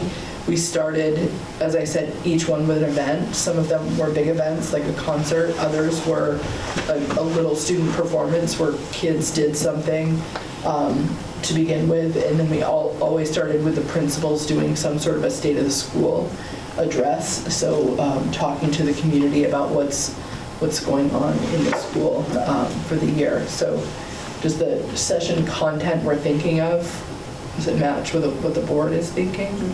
Any feedback from last year that you want us to consider? No, it was well done, and I thought it was a great idea to tie it into the community school events. The turnout was great. Yeah, it's good. So I want to give a shout out to Courtney. She's working really hard right now, putting all of our reports together in our annual report. So we have a very tight timeline because we realized last year, it was actually Tenny in Bakersfield who said, my book didn't come until after the meeting had already happened in Bakersfield. And filed that away, and I thought we got to work on our publishing deadline a little better. We had posted it in a lot of other places as well, but we still may have some of these meetings, and the book may not be in mailboxes by then, but everyone will have the book before early voting, and that was not the case last year, so there were some people that hadn't interacted with any of the information before they went out to the polls. So she's working really hard on that, and we have a pretty tight deadline that is about 3 weeks earlier than last year. So we are hoping to go to the, not to print, but to go out to the graphic designer on Friday. And then that person will have it for, I think, a week. And then it goes to the printer, and then it will be put in the mailboxes. So I think our timing is much better this year. What we will have is the printer will have already produced it, so we'll have copies at all of the budget sessions, because Sandy originally was a week earlier, and she was going and pushed it back, so that will allow all of us to have those books at each of these sessions. The last thing I have on my agenda is Act 73 School District Consolidation update. So the legislative session just opened this week. I have not had a chance yet to listen to the governor's address that happened today.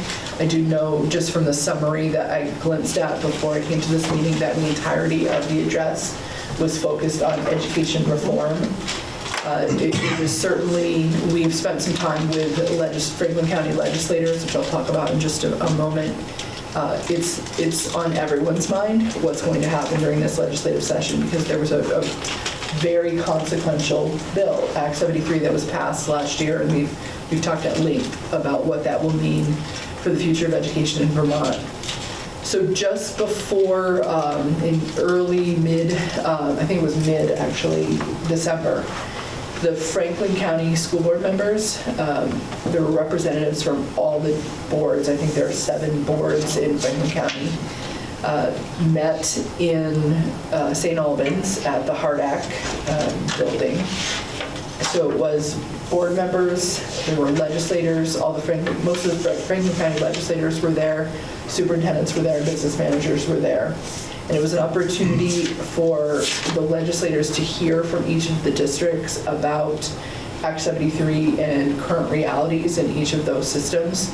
So there was a Messenger article that was published after that meeting. I linked that in there if any of you wanted to read it. There is some discussion about whether or not there'll be a joint letter that boards will consider putting together. That it's certainly not a done deal yet, but the legislators did a great job of listening, asking good questions, and they really did seem to hear the messages that were being sent. There were some similar messages, there were some differences in some of the messages. There were one thing that I would say from my perspective that was a commonality is that people seem to be advocating more for the foundation formula, the way we fund education in Vermont, and that ideal of Vermont's Constitution requires that we provide equitable opportunities for our students, and it should not depend on zip code, and that's not what's happening in Vermont right now, and we're kind of the poster child for that. So I know Morgan was there, Mary was there, and Michelle was there, so I wonder if any of you have anything you want to add about perspective that night?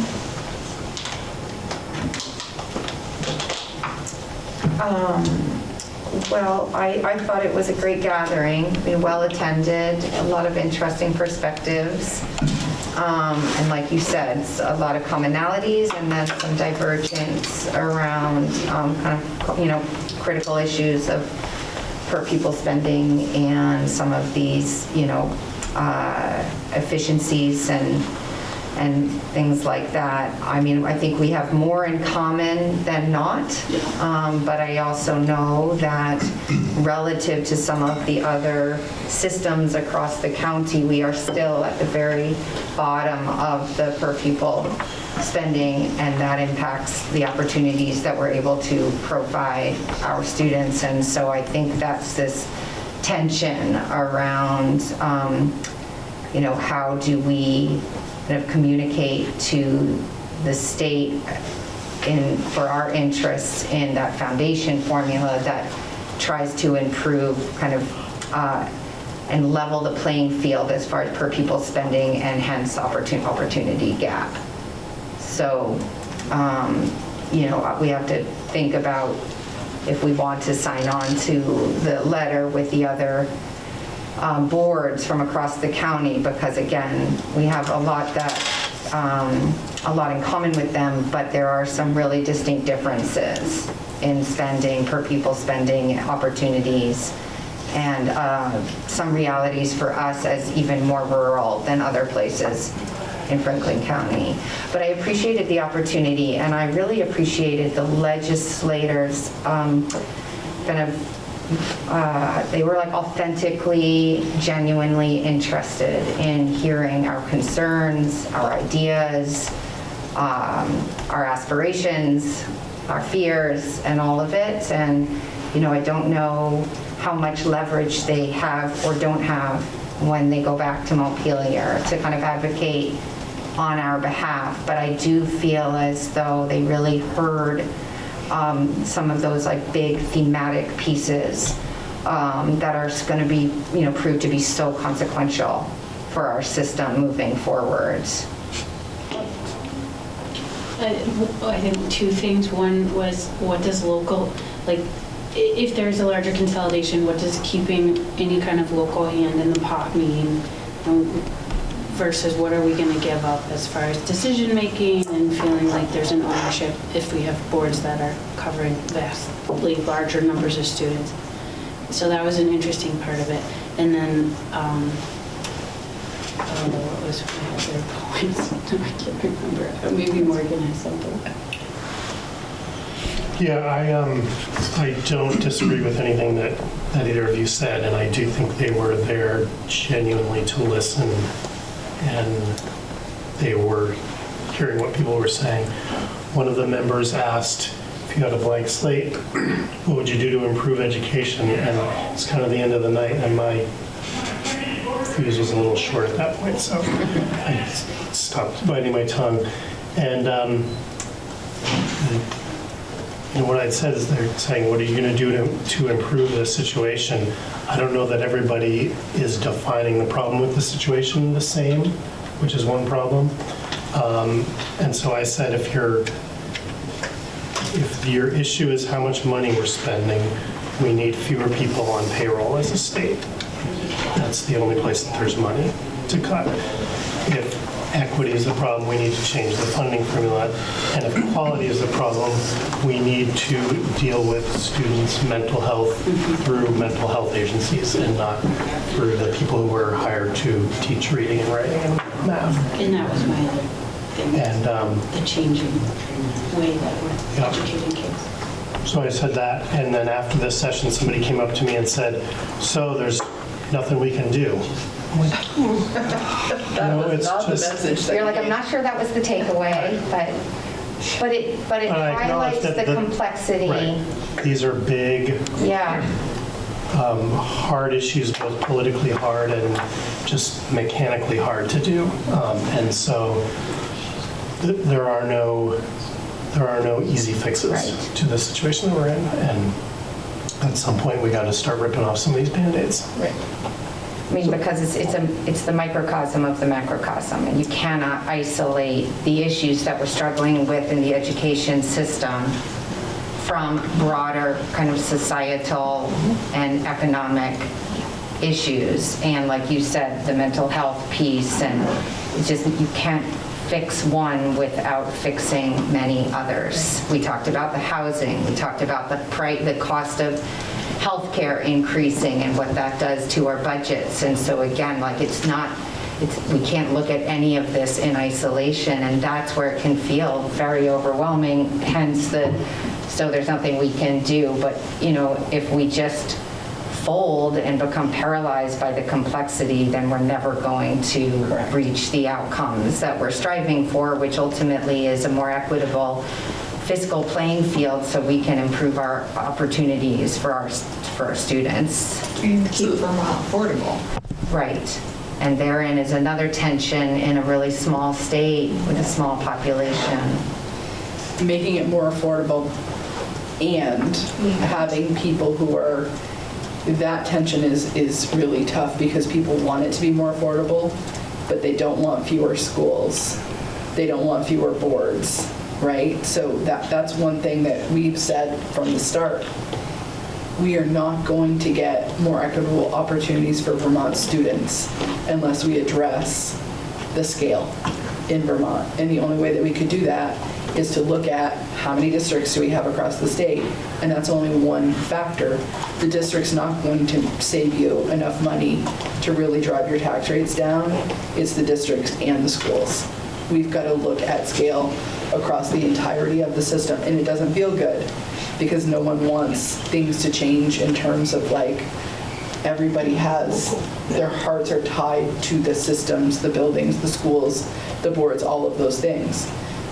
I have a colleague who says it very well. Morgan always is very articulate in how he says it, but I have a colleague that says, we want all the things, right? Like we want more equitable opportunities and we want affordability, and we want, what was the third one?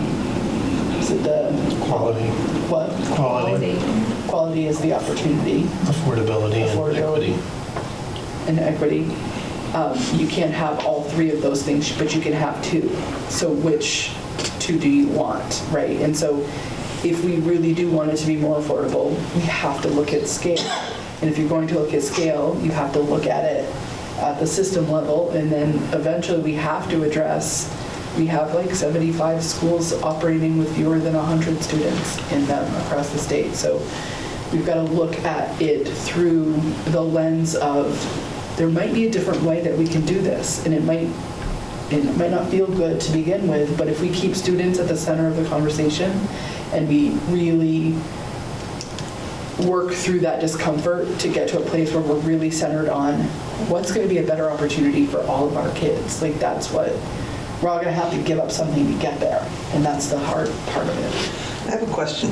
When they're talking about funding the foundational formula, are they also taking into consideration that a South Burlington has had the advantage of much higher budgets for years, where we've kept ours very low and our students don't have the same kind of programs that they have? Or are we all just going to suddenly now have, oh, you're all getting this much, so yes, it will come up, but we still won't be able to provide the same kinds of... Well, in theory, so the chart that Michelle was talking about looking like the state of Vermont, right? Yeah. So everybody who's up there, they all have to come down to whatever that foundation level is. So they may have those programs now, but unless they address scale or they address things in a different way, there will be something we'll have to give in those budgets to get down to that level. And we'll have opportunities to go up. Will they exactly match each other? They won't. And I think that you bring up a good point. Like you said, for years, yeah. And I won't name districts, but there have been some that have been able to spend quite a lot per pupil and been able to offer programs and opportunities that we've never been able to offer. So, well, and my thought is they also have buildings and equipment and all these other advantages for their students that we haven't been able to provide. Right. And if we're all going to be given the same amount going forward, they still have those and we still aren't going to be able to still provide. Being equitable. Yeah, it's true, but it's difficult for people in that position to see. Yeah. They're looking at this, many of them look at this through the lens of winners and losers, and they feel like a loser in this system because they're going to have to come down, and they look at it through limited opportunities. But you just said what I have said. Yeah. I don't know how many times I've said this in the legislature, but like we're a system that has been disadvantaged for decades. So we've lived in a system of winners and losers. It's flipping, right? So Well, and I think just, with the governor saying that, your educational tax is going up, we've heard this year after year from him and said, wait a minute, not us. We've been really good about keeping our numbers down. We're not part of that. And yet we get hit by it when we go to our vote because they're under the impression that it is going up. Well, I think people make assumptions that the numbers that are thrown out, the statewide averages, are the numbers that we're looking at here. Yeah. Right? And sometimes we do, even though the spending piece is not driving it wildly. You saw from what Morgan reflected, sometimes it's the CLA or the dollar yield that's driving it wildly. And I think the meetings we had last year did a great job of letting people know exactly what was driving it, what was, and what can you expect to see when you go. But yeah. We have to get people to come to those meetings. Yes. Right? Yeah, to your question around moving to a foundation funding formula would not address those sort of infrastructure inequities, but there is also parallel conversations going on around, okay, we know we need state construction dollars back. We know we've got aging schools everywhere. We can pay attention and be hopeful that when that money comes to reality, if it comes to reality, that the criteria that they use to send that out will in some way help to address those. So if you've not been able to fund upgrades to your building, you're going to be able to show a greater need than folks who have been. Thank you. I also wonder, this isn't really out there yet, but I do wonder if there will be, when they look at those construction projects, it would be a lost opportunity if they don't look at it strategically through the lens of advantaging some of those projects that are coming together to create scale within and across systems, like escalating the amount of state aid that goes out to those is a strategy that could help to build a system that's more to scale. So, as Lisa knows, they're back. They've started. This is year 2 of the biennium. They started this week. I watched a little bit last night. I think they said something like 60 bills were introduced. It was a high number. It felt like. I don't know anything about what happened today, but do plan to listen to the governor's address. That might not be something that would be bad for all of you to listen to if you have a moment. I think it's about 50 minutes, I think is what I saw from the video. And I do know that Secretary Saunders was recently interviewed by V.T. Digger just around education reform and her thoughts about where we're going as a state. So I linked that in if you find that to be useful document. So happy if anybody has any other questions. Otherwise, the only thing I have left, Mary, is the personnel piece. Okay, great, thanks. And we'll tend to that at the end of the meeting so we can let everyone go who doesn't need to be here for that. All right, so we'll move on to our principal reports. Kevin? So this is one of the most exciting times of the school year, I think. We're in the 7-week cycle, so you have 7 weeks between Christmas break or the holiday break, and in February, 7 weeks until April, 7 weeks into the school year. And these next 7 weeks, I just feel like are one of the most powerful learning times. I don't know why, it just seems like it. Maybe it's because the expectations have been set, procedures are set, and the kids are ready, and you can really feel it in the building. The teachers are designing phenomenal lessons, working hard.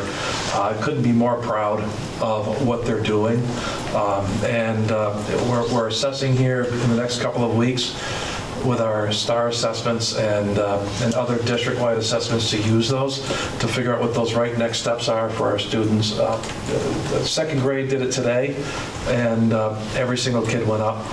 And kids that were red turned yellow, meaning 1s to 2, and kids that were yellow turned green, meaning 2 to 3. And I couldn't be more proud of the work that they're doing in there. And Jess Karpus, who's the teacher, is just, there isn't a second that goes by that those kids aren't focused on something, and it's really because of what she's leading them. And it's toxic, meaning in a positive way. It's bleeding across the school. And so it's a great time of year. It's a great time of year. Thank you so much, Kevin. So I think I do want to second what Kevin said as well. I think that this always feels like a sort of like the time where we really begin to dig in and make some pretty strong growth. I think a couple of things that we've been doing is next week we're going to have our STAR assessment window, and that's going to help really serve as a temperature check as to where our students are at and how closely we are, or how close we are to meeting those school-wide goals that we set for ourselves at the end of last year. In addition to that, there's been some tremendous work being done by our teachers, particularly when meeting for professional learning communities, where they meet in groups and really focus on common skills that they would like to target for students, and discuss and share strategies for hitting those goals, as well as measuring the data and really responding to it as well based on the student needs. One thing that we are trying this round of Monday meetings is we went through this past the start of the school year. We looked at universal skills that were common universal skills, also known as transferable skills, that we can have our teachers work on together to really, whether they're teaching in different subjects or different grades. This past winter break, I also took those skills and I saw what I could do to try to align them to our portrait of the learner indicators, so that can allow us some more explicit, basically some more explicit targeting of those indicator goals as well. And I think, to give you an example, some universal skills that we've looked at have been things like, literacy, comprehension, social emotional skills that might focus on whether they are behavioral or even academic behaviors. And we then looked through the portrait of learner indicators because there's a lot of overlap in those. And so we're working on ways to identify specific goals that might align to those indicators as well, to make sure that teachers are able to collaborate. And really, it's not adding something extra, it's really trying to just better align and do the great work we're already doing, and find if there's ways that we can also continue to hit some of these other skills as well in a more deliberate way.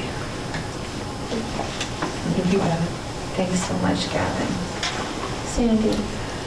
A couple of things that I just found out about. Our health PE teacher did a anti-tobacco poster contest entered them into, I don't even know the agency that he entered them into, but anyway. Middle school did them, and we just found out that 8 of our middle school students won a $50 prize for their anti-tobacco poster, and the guy's coming out tomorrow. They don't know yet, so they're going to find out as a surprise tomorrow that 8 students won, so I thought that was pretty cool.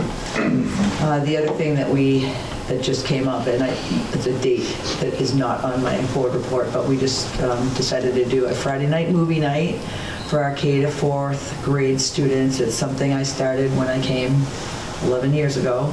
Since the 5th through 8th graders get dances, felt like the younger ones needed something fun. So we have them come from 6 to 8. We put a movie, we project a movie on the wall in the gym. They wear their PJs, bring a blanket, stuffed animal, pillow, and we serve them water and popcorn. And they watch the movie in the dark, and then we help clean up the big mess at the end. But they have so much fun. All the popcorn crumbs. Oh, and all their blankets and all their stuff is everywhere. And then they've got bags to put it in. We're rolling up little sleeping bags. it's quite interesting. But Do all the parents get to go out to dinner They when you do. do that? they do. I should really notify the local restaurants. I always said that, so I really should, because they have a window of 6 to 8, and I really want them back at 8. Yeah. So, and usually it's just 2 of us that do it, but I just kind of did a tally. There's 71 students, K to 4, so, and a lot of them show up, so I might recruit another adult. It's usually Jen That Plantier. sounds like a good idea. Yeah, so it's fun. Awesome, thanks so much. Very soon. Well, I have 2 quick things, because one thing I'd planned on, then one thing I got, it was shared with me right after I had a parent meeting at the end of the day. It was shared after that. My 2 third grade teachers came all excited to me after that meeting. They had been like waiting for me to be done so they could run in. Came in with some papers because we're doing STAR next week as well. I think that's just the general week, the week to the second week. But the third grade team had started doing their other literacy assessments. So nonsense words, phonemes, fluency, and sight words, I think it is, spelling, and spelling. So they've been doing that. They got about 2/3 of the students done in our 2 classrooms. And they're showing me this, every single kid, huge amounts of growth. And then they shared this one story of a student who has been struggling with reading, writing, spelling since kindergarten. Like, has always struggled. This is her hardest subject. And they shared with her how much growth she had made. And she burst into tears because she was so proud of herself and asked for them to write down all her progress she's made this year, these past 4 months, to share with Mom, because she was so that like just warmed my heart, like all that growth that's happening and all that work they've been doing really hard. Just reminds me we have such great teachers and students in our building doing a lot of hard work and heavy lifting. But the thing I had planned on sharing, and Lynn got to see it today, was we got our steel drums in right before break, and I didn't know he was starting this week, so I was kind of excited, but she was visiting our school today, and she got to hear our third grade, one of our third grade classes actually, in their music class, learning how to use the steel drums today. And it was really, really exciting and cool, and it was really fun. Can you say a little bit about how? Oh yeah, and they're going to do the parade too. They're doing the Maple Parade with, Yes. I don't know which grades are doing it, but they are doing the Maple Parade with our steel drum set. So. Can you tell them how you got this? Oh, yes, so Vermont has an arts grant that they offer each year, I think $5,000? Yeah. Yeah, $5,000. And my art teacher and my music teacher each applied for one to try to supplement something they've wanted to do. Chris Comstock, our music teacher, has always wanted to do steel drums with our kids to give them that opportunity. Both teachers had submitted, and Chris received one of these grants for our steel drums. So we got to order them right before break, and he's got his big teacher drum, and the kids all have this. We got to see the smaller drums, and it was. I mean, they're super excited about it. So picture third graders. Yeah, a lot big of them circling an entire room. The steel drum has the letters of each of the notes on the steel drums, and they've each got whatever these are called. The little mallets. Yeah. So it was amazing. It was their first day using it, and he had them watching a video, and he was giving them verbal cues, and they were replicating the song that was on the video with a half-hour lesson. It was amazing to see them, and when you see engagement in a classroom, and that was genuine engagement, and those 100% of the students were just so excited to do that. It was really fun to see that grant opportunity come to fruition. I know, I was like, every year now I'm going to say, hey, if you've got an idea, apply. You never know, we might actually be selected, and our kids are going to benefit from it. So it was really cool seeing that today. And actually, I didn't know he was going to start it so soon. I knew he was planning on doing something, but I'm super excited. Awesome. Thank you so much. Okay. So now we are going to do our board business, and then we do still have an executive session. It sounds like, Lynn, I just wanted to recap because there were a couple of things we talked about throughout the meeting. Courtney's going to send out, a survey to try to get a sense of who is coming to which of the informational meetings, correct? Oh, I think we got it for most of you. Pretty much set. I told her to contact Emily and Miranda, and that she might hear from a couple people that didn't have calendars. Emily and Miranda about the principal interview date too. Yes. Okay. We have that. Okay, we have that. Okay, great. And then January 26th says the date for everyone who is going to be running for the board seat, either board members, current board members, or anyone in the general public. That's the date to get your petitions in, and you can reach out to me or to Courtney or to Morgan for more information about that process. Our next meeting will be February 4th, same place here in Enosburg. Anything else to discuss? All right, so then I will make a motion to enter executive. Lisa? Aye. Arlene? Aye. Audrey? Michelle? Aye. Sam? Mary is an aye. And let everyone who doesn't need to be an executive at home drive safely. So we are exiting executive session, and I want to just note that I forgot to mention that that was an executive session to discuss personnel when we entered. So apologies for that oversight and lack of adherence to the rules there. So we are now exiting executive session, and we are, as per executive session, directing Lynn. And do we need to do that as a motion? Okay, so we're, as per executive session, for Lynn to follow up. We'll do that by roll. Lisa? Aye. Arlene? Aye. Audrey? Aye. Michelle? Aye. Sam? And Mary is an aye. Okay, I think that is it. Any other discussion? I'll make a motion to adjourn by roll. Lisa? Aye. Arlene? Aye. Audrey? Aye. Michelle? Sam? Mary is an aye. Thank you all so much. Drive safely home.